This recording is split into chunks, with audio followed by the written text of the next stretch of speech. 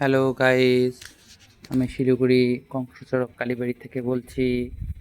আমার মন্দিরটা হচ্ছে সুকান্তনগর 21 নম্বর ওয়ার্ড রবীন্দ্রনগর কুণ্ডপুকুর মাঠের ঠিক আগেই, যেটা নামের খ্যাতি শিলিগুড়ি কংসর বাড়ি, কংসচরক কালীবাড়ি নামেও সবাই চেনে, কংসচরক মন্দির নামেও সবাই চেনে।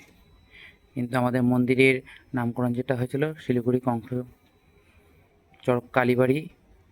সেই মায়ের মন্দির, বাবার মন্দিরে যে বাবা চড়ক বাবা, যেটা ভোলানাথ চড়ক পুজো হয়, শিলিগুড়ি কংস চড়ক পুজো, এই যে কংসদার ঠাকুর, এই যে মা ভবতারিণী, মা রক্ষাকালী, ওই যে মা শীতলা। আমরা যে আপনাদের বলেছিলাম যে মন্দিরে আগামী 24শে মে বাংলা 9ই জ্যৈষ্ঠ 2025 মায়ের বাৎসরিক পুজো।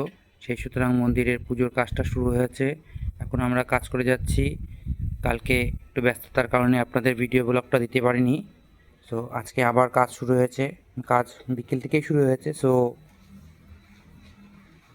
যখন সময় পাওয়া যায় তখনই মায়ের কাছে আসতে হয়। এই যে মা শীতলা, এই যে অর্ধনারীশ্বর, হরগৌরী মানে শিব পার্বতী, এই যে বাবা ব্রহ্মা, এই যে আমার শিবশঙ্কর ভোলে বাবা,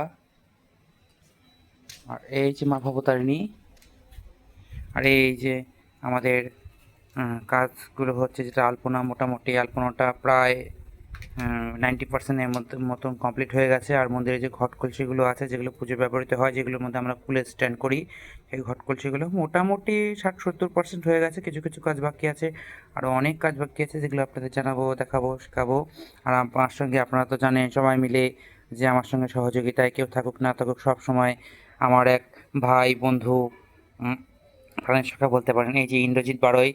হ্যাঁ ইন্দ্রজিৎ বাড়ই, একটু দেখো, এই যে ইন্দ্রজিৎ বাড়ই, ও আছে, ও অলরেডি কাজ করে যাচ্ছে অনেকক্ষণ থেকেই। অলরেডি হয়তো ওর এখন রাত 12:30 পৌনে 1 বাজে, হয়তো তার ঘুম চলে এসছে, আর বেশিক্ষণ কাজ করা যাবে না। এই যে, এই বলেই আমি আমার বক্তব্য শেষ করছি। আপনারা সবাই দেখুন, জানুন। যদি ভালো লেগে থাকে, যদি আপনাদের দয়া করুণা হয়, তাহলে লাইক, কমেন্ট, সাবস্ক্রাইব, শেয়ার, এখন সব কিছু আপনাদের উপর নির্ভর করছি।